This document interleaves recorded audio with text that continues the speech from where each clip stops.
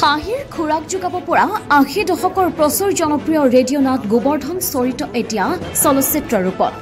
অহা ৩ মে'ত সমগ্ৰ অসমৰ ছবিগৃহত মুক্তি পাব লগা চলচ্চিত্ৰখনত বহুদিনৰ বিৰতিৰ মূৰত নেত্ৰকাৰী ৰূপে খ্যাত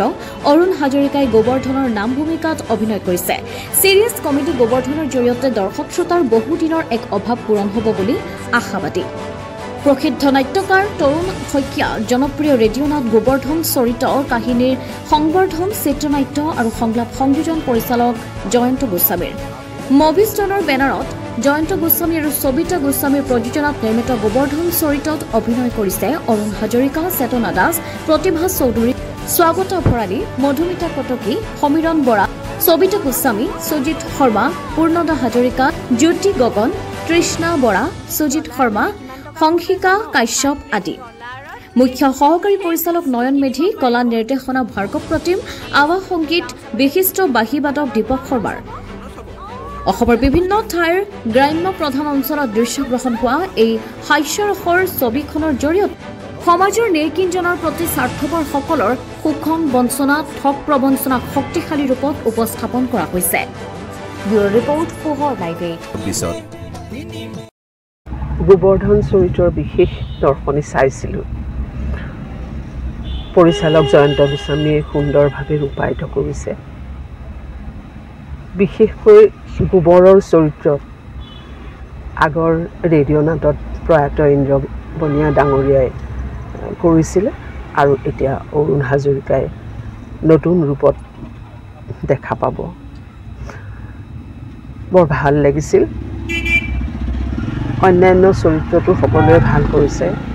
বৰ ৰসাল হৈছে ৰাইজে ভাল পাব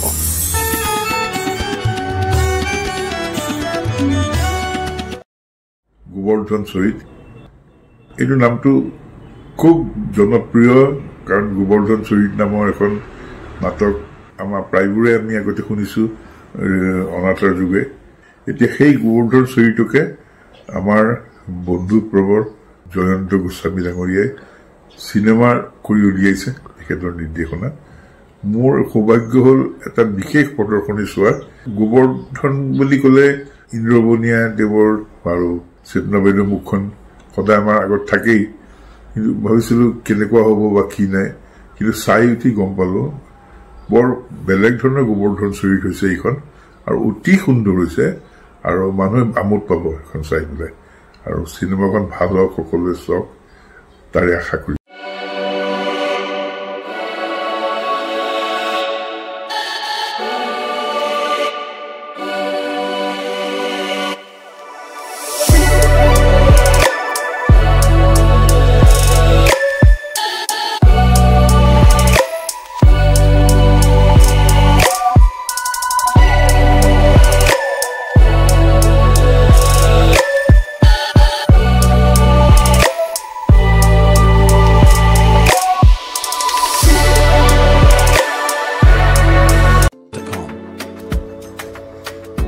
যোৰহাট তথা অসমবাসীৰ বাবে সুখবৰ উজনি অসমৰ লগতে যোৰহাটৰ শিশু যুৱক যুৱতী মহিলাসকলৰ বাবে এয়া সুখবৰ যোৰহাটত মুকলি হ'ল লেকমি চেলুন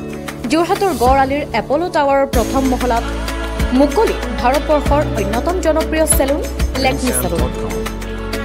লেকমি চেলুন মানে ভাৰতবাসীৰ নিৰ্ভৰযোগ্য প্ৰতিষ্ঠান লেকমি চেলুনখনত আপুনি পাব বিভিন্ন ধৰণৰ সুবিধা য'ত অত্যাধুনিক যন্ত্ৰৰে আপোনাক সজোৱা হ'ব ইয়াত বিভিন্ন bridal package makeup artist skin care hair dresser সুবিধা উপলব্ধ হ'ব য'ত থাকিব ৰেহাই মূল্য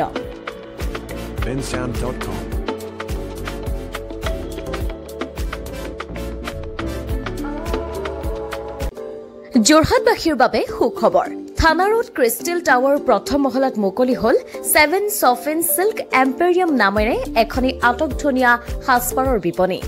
ইয়াত আধুনিক ডিজাইনৰ পিয়ৰ পাট মুগা এৰি নুনি টছ আদিৰ লগতে বংগীয় হস্ত নিৰ্মিত সাজপাৰ কাঠা ষ্টিচ জামদানি অসমীয়া গহনা টেৰাকোটা গহনা উচিত মূল্যত উপলব্ধ হ'ব বিপণীখনৰ পৰা অনলাইন যোগেদি বা হোৱাটছএপৰ যোগেদি আপুনি আপোনাৰ মন পছন্দৰ কাপোৰ তথা গহনা ক্ৰয় কৰিব পাৰিব যোগাযোগৰ নম্বৰ স্ক্ৰিনত আপোনালোকে নিশ্চয় প্ৰত্যক্ষ কৰিছে